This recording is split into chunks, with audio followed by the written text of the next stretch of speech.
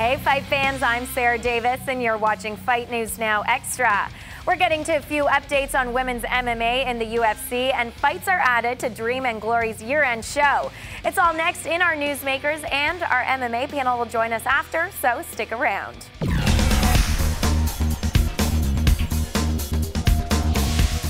Ronda Rousey will be making her first title defense in the UFC against Liz Carmouche at UFC 157 in February.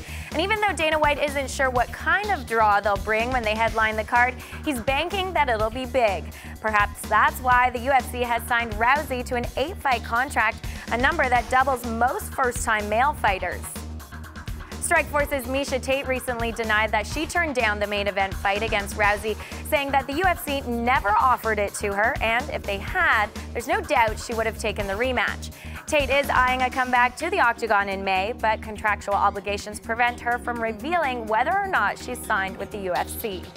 The merged Dream and Glory New Year's Eve card is just weeks away, and fights are still being added to the event. Dream featherweight champion Hiroyuki Takaya is set to face Bellator veteran Georgi Karahanyan, whilst grappling specialist Satoru Kitaoka will throw down with American prospect Will Brooks. That's the latest from the MMA world. Now it's over to our MMA panel, John Ramdeen and Robin Black. Robin, you have returned to us from vacation. How was your time off? You know what? Time off was great, and I had that fight and then went on vacation, but it's exciting to be back. I want to thank John for helping me make weight and being there for me and being the third corner. It was awesome. We also have to thank Dennis Kang, because we know he tunes into the show, and we've gotten some of his feedback about who is the pound-for-pound best in the world. And Dennis Kang is relevant because he's going to be competing on that DREAM.18 show at the end of the year, taking on Melvin Manhoff, one of the most destructive stand-up fighters in all of combat sports. And I love this fight. Hey, man, it's a great fight. It's a great card. I'm excited to see Dennis back in action, and I think that this is a fight that really, really measures up nicely for Dennis Kang. He's got advantages on the ground. He's got advantages in wrestling. If Dennis comes in prepared, I think he's going to finish Manhoff. It's great to see Dream back with so many competitive and entertaining fights. Bibiano Fernandez taking on Yoshiro Maeda, Antonio McKee, Shinya Aoki. It is going to be a great night for combat sports fans, as well as this coming weekend. It is the Ultimate Fighter 16 finale featuring Colton Smith, the former military officer, taking on one of Canada's rising prospects, and Mike Ricci. And we've had a chance to see this guy almost from inception rise the ranks in Quebec's mixed martial arts scene to climb to the top of the heap, and good for him. What impresses you about Mike Ricci? You know, Mike Ricci's super skilled. Obviously, he's training with great guys. Rory McDonald is probably his best friend in the world, trains with him. GSP, all of those guys. We know how good that TriStar team is. But this kid is mentally really, really strong, too. We called one of his fights a 5-round war with Darren Cruikshank, who just has a beautiful highlight reel kick recently to add to his collection. And he had this brilliant battle with Darren Cruikshank. And Ricci was able to not only tough out the 4 very close rounds, we had him losing maybe those rounds very closely, but he came in and definitively won the 5th round of a fight that, really was tough all the way through. He took a beating to the body, and he was able to win that 5th round. When you see a guy able to gut out minutes 20 to 25 like that, that tells you a ton about what kind of fighter that is. I think what impresses me the most about Mike Ricci is one of his trainers, his strength and conditioning coach, Jonathan Chainberg, really raves about this guy, calling him a special athlete.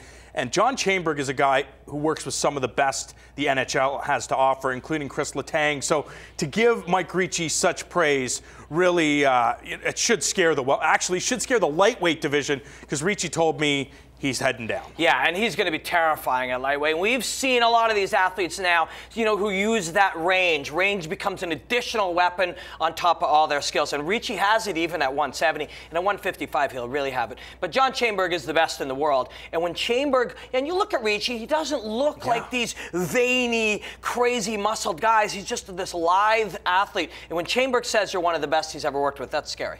When we take a look at some of the other fights that are going down on this card, the Ultimate Fighter 16 finale taking place in Las Vegas. The main event, Roy Nelson taking on Matt Mitrione, who subs in for Shane Carwin, who obviously had to withdraw from this fight. And Matt Mitrione turned down that fight with Daniel Cormier after Frank Mir got injured.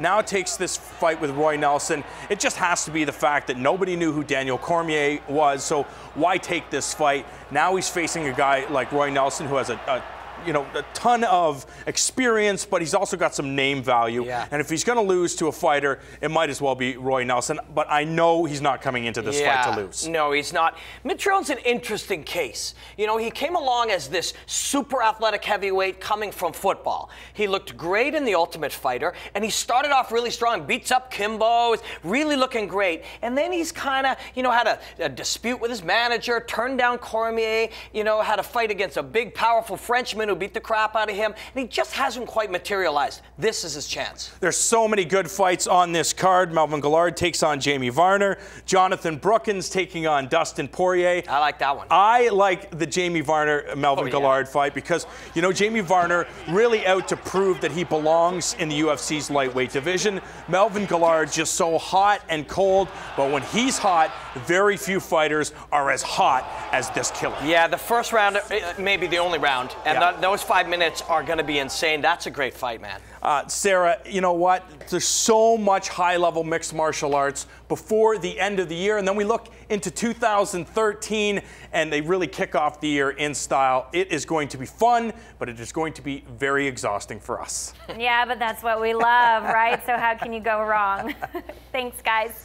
Okay, so when you're not catching up with us on TV, you can find the latest updates, videos, and podcasts on our website at fightnetwork.com. There are also some really great blogs on the site, so make sure you check it out.